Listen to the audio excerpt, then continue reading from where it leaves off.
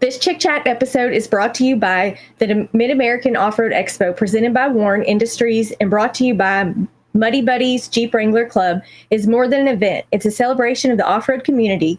This high-energy expo is packed with top vendors, exciting demos, educational classes, and family-friendly fun. February 22nd and 23rd at the Roberts Center in Wilmington, Ohio, just 45 minutes north of Cincinnati. I'm Amanda, half of the A-Team for Chic Chat, and I'll be your host this week. The A-Team. And we have a special episode, or a little bit different than what you're used to. We have a guest today, my best friend and better half. Some of you know him as Wheeling with Patty on Instagram. Micah will be joining me for this episode to talk a little bit about Jeeping and his interest in Jeeping and kind of what it's like to be a wheeling and Jeeping couple. So welcome to Chic Chat. Thank you. Glad to be on here. It took me a while to sucker him into an episode, but here we are. So I guess you're a Jeeping pro. I can't even remember how many Jeeps you've talked about having in the past. So let's jump right in. Tell me about your Jeep history. What led you to being the other half of this dynamic Jeeping duo? I don't know if you'd call me a pro, but it started like in 2012. I was at a dealership with a buddy that was looking at getting a car, and there was a Jeep on the showroom floor. It had 35s on it, had some aftermarket wheels, and like a little, I think, like a 3-inch lift on it. I didn't know anything about Jeeps at the time, but I knew I loved this thing. I wanted it bad. So I ended up getting it. And that's where the addiction started. Yeah. How many Jeeps have you had since then? I think you've even had a Gladiator, which Tony's going to be happy to hear. I got to think about this. I had the JK, and I had a 2014 JK. And then I had a 2019 Mojave Gladiator. And then I had the 21 4xe Rubicon. Big mistake. And then I have the Patty now. Okay, so we talk a little bit about the 4xEs on other episodes we have on flagships. And what happened to your 4xe? We get off topic for a little bit because I know you and I know about this, but let's share your 4xe experience. I got a lemon is what it really came down to. I've got a lot of friends with them. They're good for them.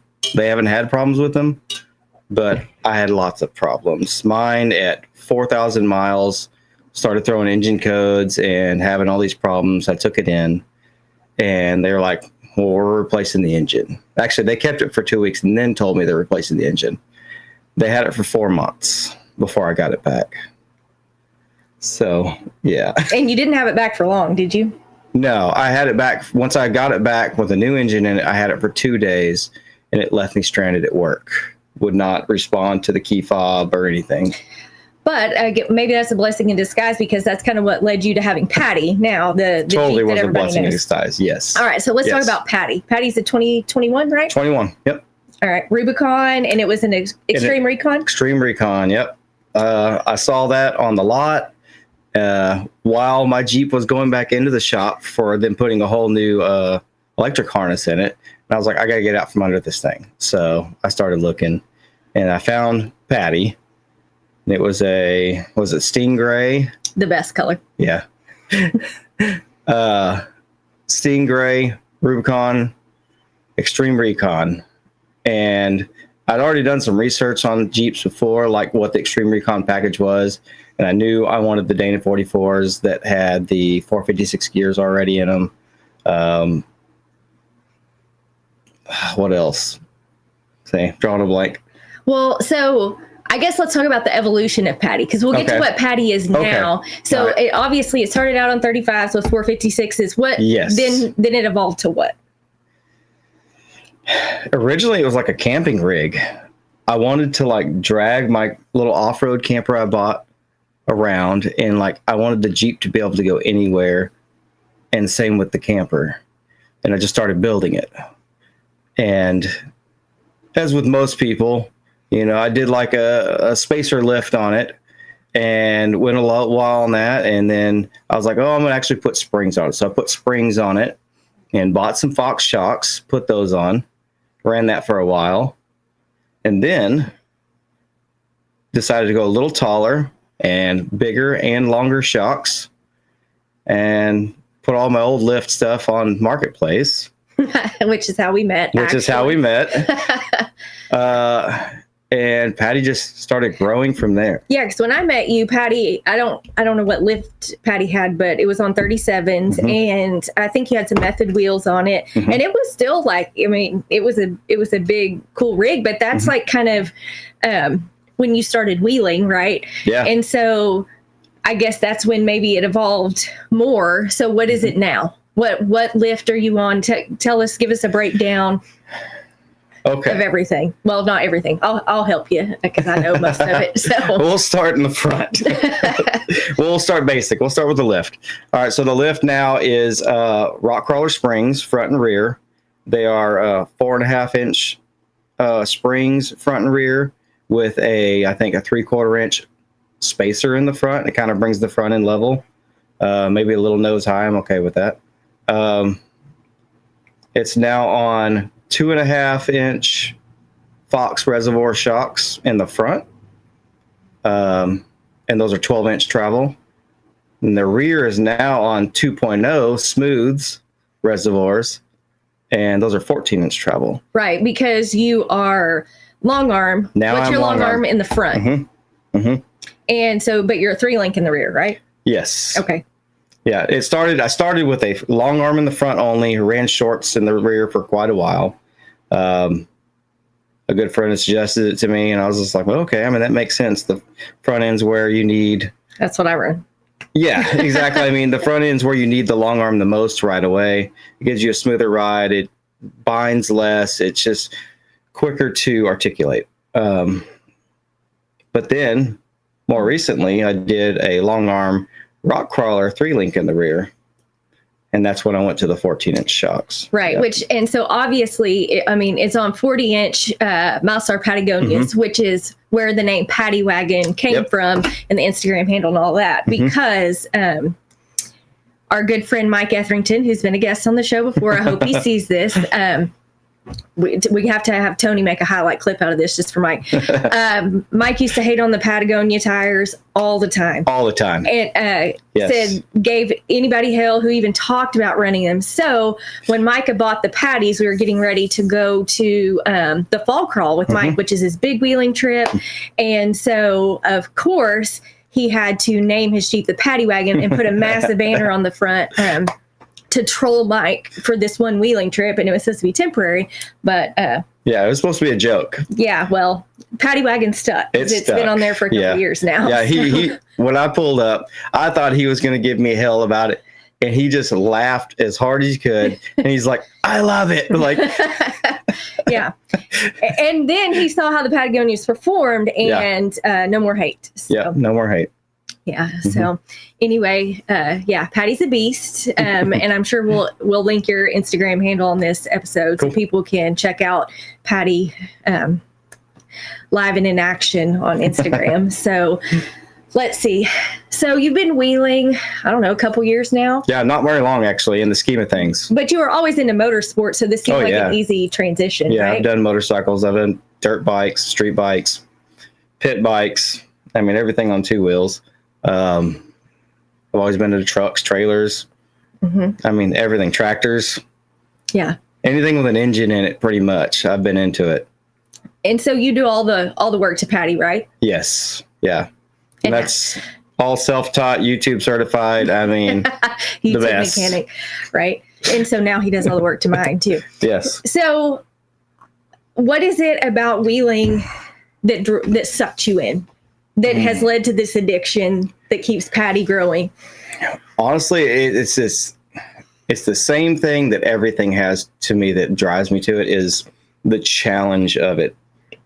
So like the challenge of tire placement when you're rock crawling, you know, it's so crucial because it can mean you flopped on your lid, or you're climbing up this obstacle effortlessly and making it look so easy when it's not. That's such an excitement, like to see the look on people's faces when you do something and you make it look easy. and it's not easy. Yeah, it's satisfying. Yeah, it is. Yeah. It definitely is satisfying. And it's a ton of fun. We've made a ton of friends doing this and like, continue to as we travel around and do more. So it's, kind of adds to the thrill of it. So since we've been doing this and traveling around and wheeling, what has been your favorite event that we've been to, or your favorite trail? Like what? Oh, that's. I already know the answer to this, but the trail. There's a few of them that I like a lot, but honestly, the best place so far to me has been Sand Hollow. Yeah. I mean, and it's easy to say because it's a recent trip we went on, but even if I went on that in the beginning of my wheeling, that would still be my favorite. Yeah. What did you like about it so much? Honestly, I mean, the rocks are amazing, but the sand in between kind of made it fun. If you say the thing sand, that she hates the most. I want to push you out of this chair right now. I hate the sand. I hate it. The sand hates me. It's a mutual hate. I drive in the sand. Yep. I sink like the Titanic. Yeah, Walker's a tank. But just in my Jeep, I drive the paddy wagon in the sand. No problems. I don't know what the deal is. Walker in the sand, they're not friends. Same tires, all that. Yeah, I don't know. But so in Sand Hollow, we ran a bunch of good trails because we went to Trail Hero. What was your favorite? I want to say it was either 777s or Risky Biz. And that's out of just the trails that we got to run. I'm sure there's going to be more when we go next time that I'm going to like even more. Right. But as of now, Risky Biz, I got to do this cool option line towards the end. And the funny thing is our guide, when I was like, let me see you do it. He goes right up it. I was like, okay, cool. That didn't look too bad. So I went up it and I got right up it. But 3 people behind me tried to go up the obstacle, all flopped on their sides. To be honest, like if I would have seen them go up ahead of me, I would not have done this obstacle, like at all. And to be honest, like we watched the guy go up and he went perfect, but this was so sketchy. And like we've done sketchy stuff and I've seen you do some like super sketchy stuff. But I'm not going to say terrified because the worst that could happen was you flop. Yeah. And I mean, not that flopping is good, but flopping is better than like an end over end roll down the side of the mountain. And it was a crevice. So if you flop, you're just flopping in a crevice, not off the side of a hill. Yes. Yeah. But I thought that there was probably a 50-50 chance that you were going to make it or flop. But I knew how excited you were, and I knew like Patty can do anything and you're a super skilled driver. So I was just trying to like be cool with the camera and like video and not show that I thought that maybe you were going to flop your Jeep, but Patty walked right through it. It was amazing. Yeah. And that was Risky Biz was also my favorite trail in Sand Hollow that we ran despite breaking a U-joint. Yeah, that was the one you broke on. Right. But yeah, that was a good one. So I guess we kind of have a little bit different of a dynamic because we are a Jeeping couple and we're a Jeeping couple that both wheel our rigs. So I don't know. I guess that's a blessing and a curse because you don't have to ride with me all day, but now you also have to build my Jeep too. That's fine. I just keep building it to keep up with Patty, and that's all that really matters. Yeah. Well, fair enough. I mean, if it keeps up with Patty, I think I'm doing good. Yes. So do you ever feel like kind of a competitive spirit when we wheel or like when we're working on rigs? No, I actually don't. No, I consider you my equal. So yeah. I've never been like, oh, she made it up, I have to make it up. No, I'm perfectly happy if you make it up something and I don't. I'm okay with that. If I make it up something that you don't, okay. Well, you were just so sweet. This hasn't happened yet, so I can't say that officially. Because I'm going to talk a world of shit. Just so you know, because I can't imagine a situation where that happens, but if it does, yeah. There might be a situation where your narrower track width and works better than mine. Yeah. My wider one. So. It's going to become competitive at that point. Yeah. Yeah, but I mean, sometimes because Patty does have some different things going on that I definitely want Walker to have. So like the 3-link in the rear. Yep. Has got to happen. But I will say we did something to mine today, Yeah. which y'all will have to check out our Instagrams to see more of that. Patty doesn't have yet, but yeah, because I'm jealous now. And I like it, and it's going on mine too. So yeah, which I'm super excited about and definitely need because, well, I already have body damage, so right. this will help with that. But yeah, so that's not my fault, by the way. You were not spotting me on that side. No. I hope Stefano and JC watch this. Not their fault either, but I just like to give them a hard time because they're standing there. Yeah. But anyway, Stefano's face when I got that body damage was like, yeah, I'll never forget that. I think he was more shocked or upset about it than I was, but yeah, I had good times. So I guess one of the things we also do, as kind of a Jeeping couple is we have an off-road club, right? Yep. And so we're both a part of Southern Off-Road Coalition with our friend Jay and Amanda and Shannon and Jeff and Greg and Dustin and a handful of friends. We have this off-road group. And part of the things that we do is we do like off-roading or wheeling 101s. Right. And I know that's something you really enjoy and you like teaching. I do like teaching. What do you find like so satisfying about that? I think it's fun to show people, I guess, the tips and tricks that I've learned along the way, because I pick up on stuff a lot faster than most do with, driving skill, all that kind of stuff. And I like to show them these things that I've learned.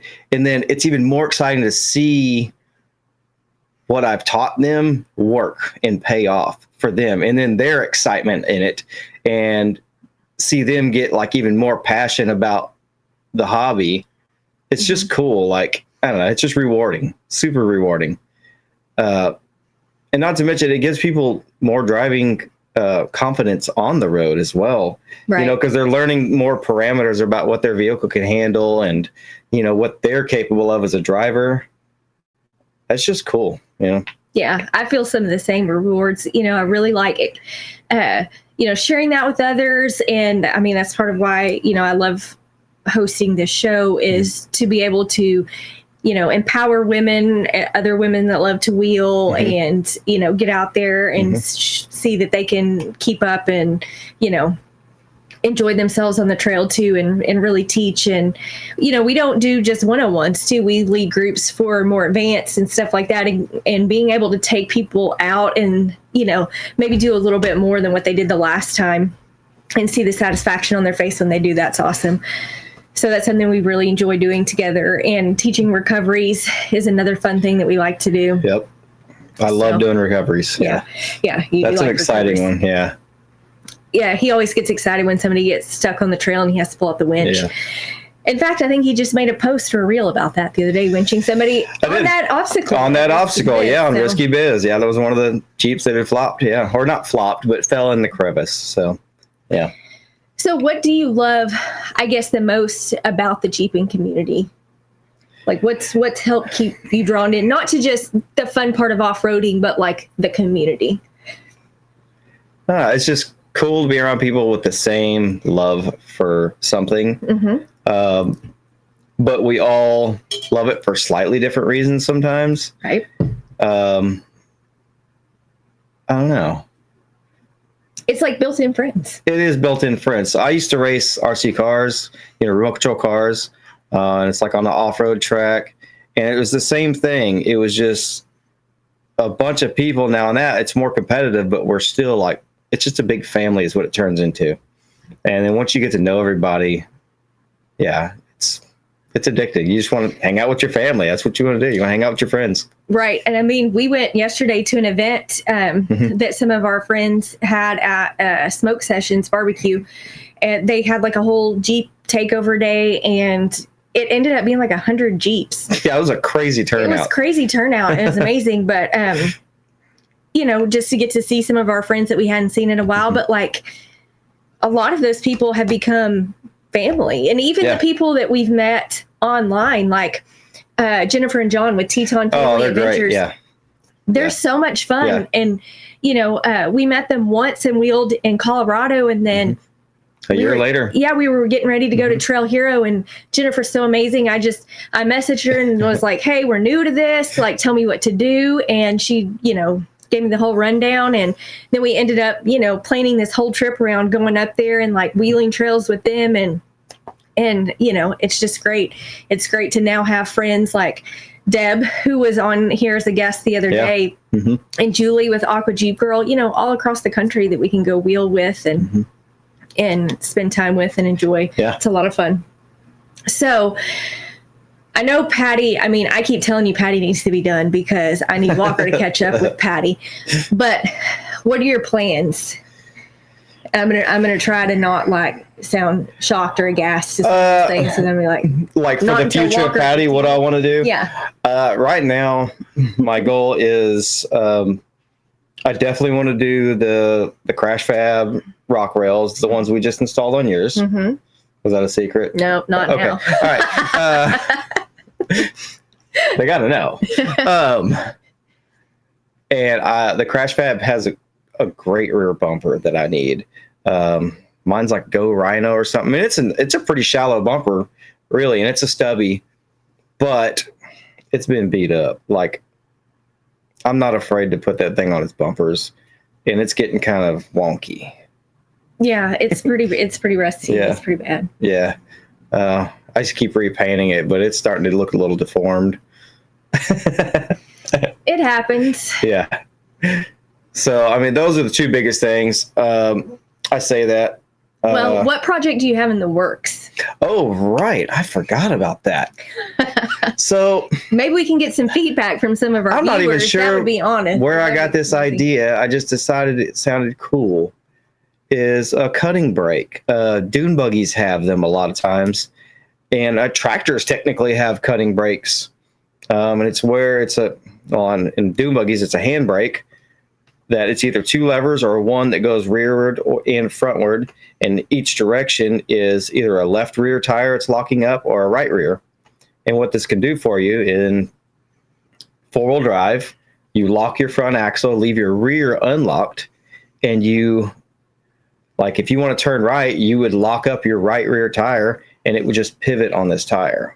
So it's kind of like a dig, having a dig like you would have an Atlas transfer case, but more of a poor man's dig, I would say.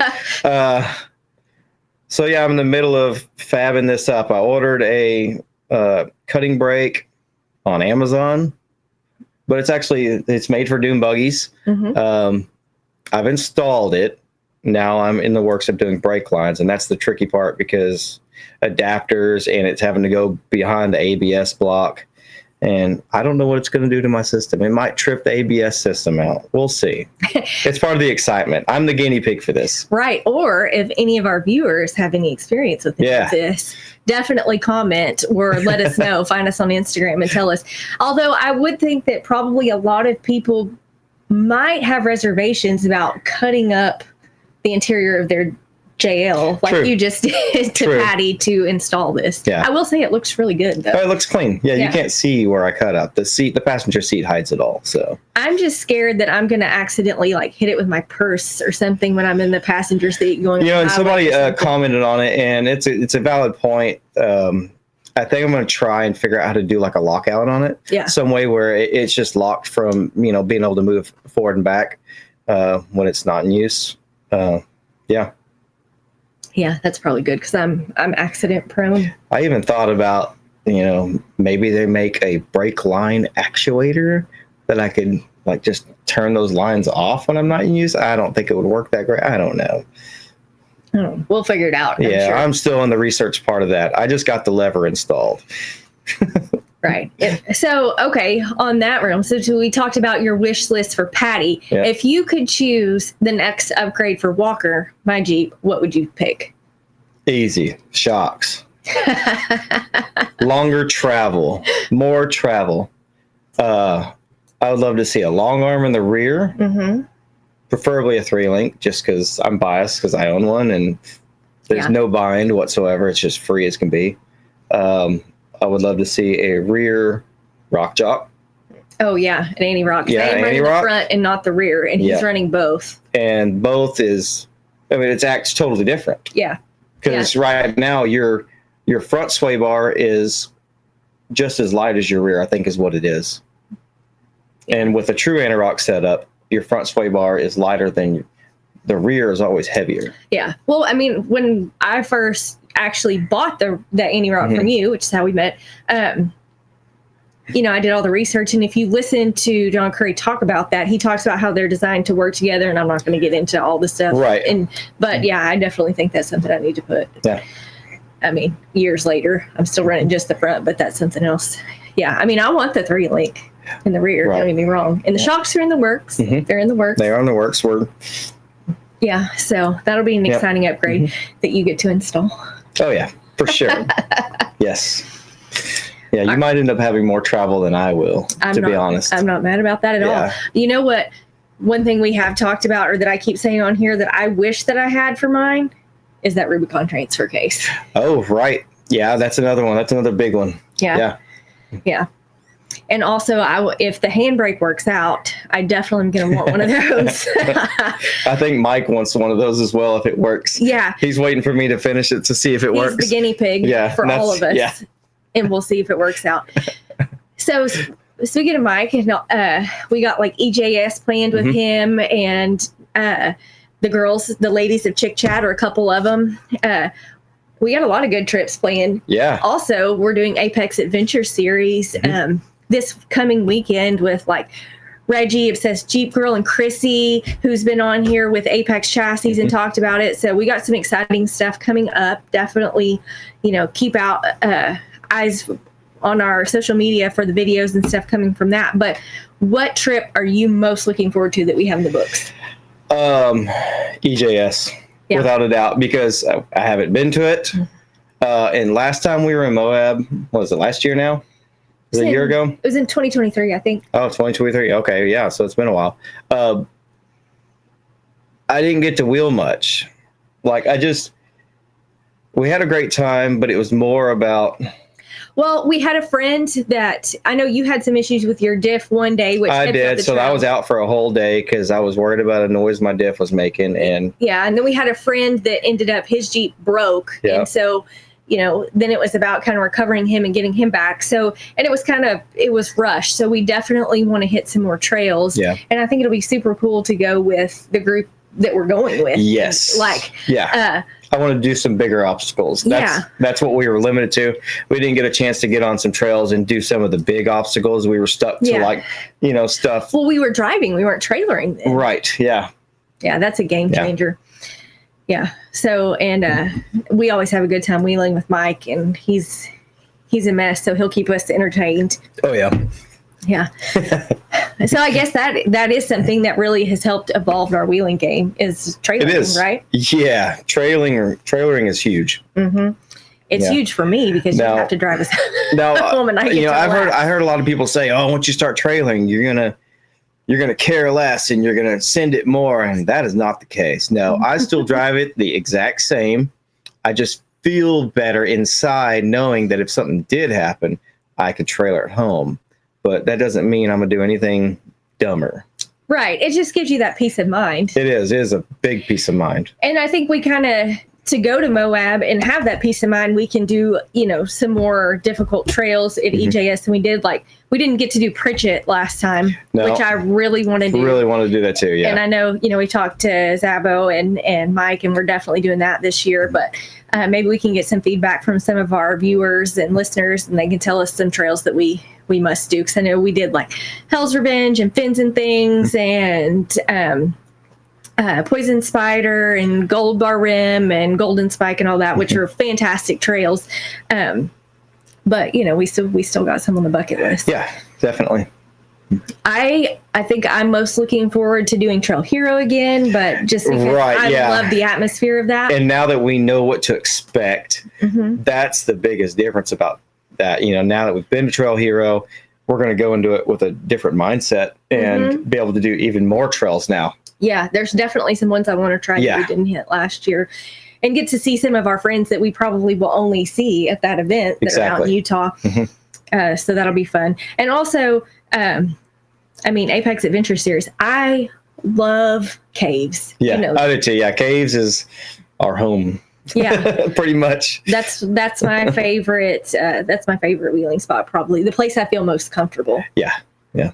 What do you like most about caves? Because we used to have the argument K2 over caves, and he was a K2 guy, and I was a caves person. But I think still love K2 though. Oh, K2 is fantastic.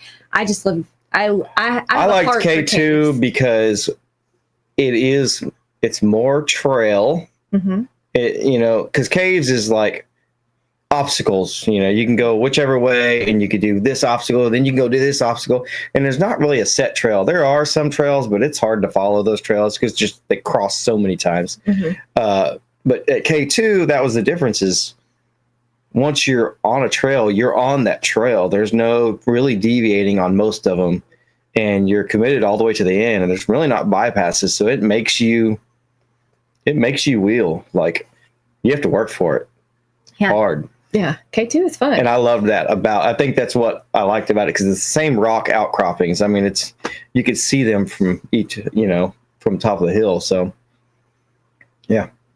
Yeah, I'm excited about caves. But caves, we've grown to know the owners and stuff, and they're great people. Yeah.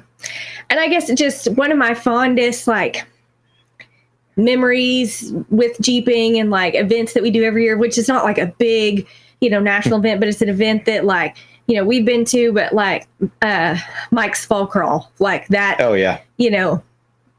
That kicks off my holiday season, but it's just it's such a special time with friends, and we have this tight knit group that goes out there, and it's just, it's an event with our closest friends, and it's. I would say a big party, but we really don't party. No, it's just a big hangout. Yeah. And just getting to spend that quality time, that few days there with your buddies and on the rocks, and everybody joking around and, having the best time. That's where I got body damage, was at Fall Crawl, not this year, but the year before, trying to, keep up with him and Stefano on 42s and I was on 38? You're on 38 then, yeah. I did make it up despite the body damage. So I'm going to hold on to that victory. Let's see. What else can we talk about as our Jeeping couple? What's been the best part about that for you? What, Jeeping couple? Yeah. It's somebody that it's great having somebody that I could just share that experience with. Yeah. But not only that, when we get home, it's just cool because we get to keep talking about it. Just so it never stops. Jeep talk never stops in this house. It is. Yeah, it's a lifestyle. We talk about it multiple times every single day. Even when I'm out of town for work, we'll FaceTime, and we always end up talking about Jeeps. Well, it's cool because we share the same passion, the same interests. I think we're equally as passionate about it. And so it's not when sometimes you might get sick of somebody talking about something that you don't love so much, but because we both love it, and we enjoy not just the wheeling together, but working on stuff together. Right. And I know you teach me a lot. We like pushing each other to do better things. So yeah. So I mooch off your mechanic skills a lot. That's all right. I'm really good at handing tools and grinding, and now soldering. I can do that. Yep. Welding is next. He'll teach me. I'm about to say, I almost put a welder in your hands today.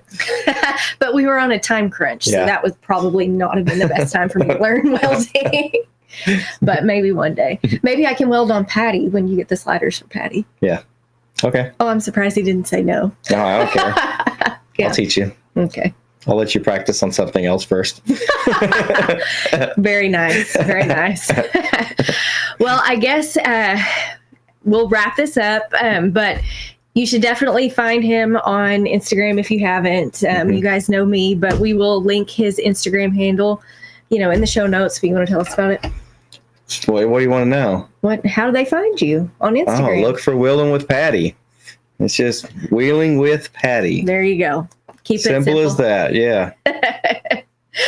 All right. Well, that's it for this episode of Chic Chat, and we hope you've been inspired by the stories, insights, and tips we've shared today. Remember, there's no limits to what you can achieve when you embrace your passion and fearlessly chase your dreams. If you enjoyed this episode, be sure to subscribe to the Chic Talk Show so you never miss an episode. Remember, embrace the thrill of the off-road, embody your own unique style, and always keep pushing the boundaries of what you thought possible, because anything is possible. Broadcasting since 2010.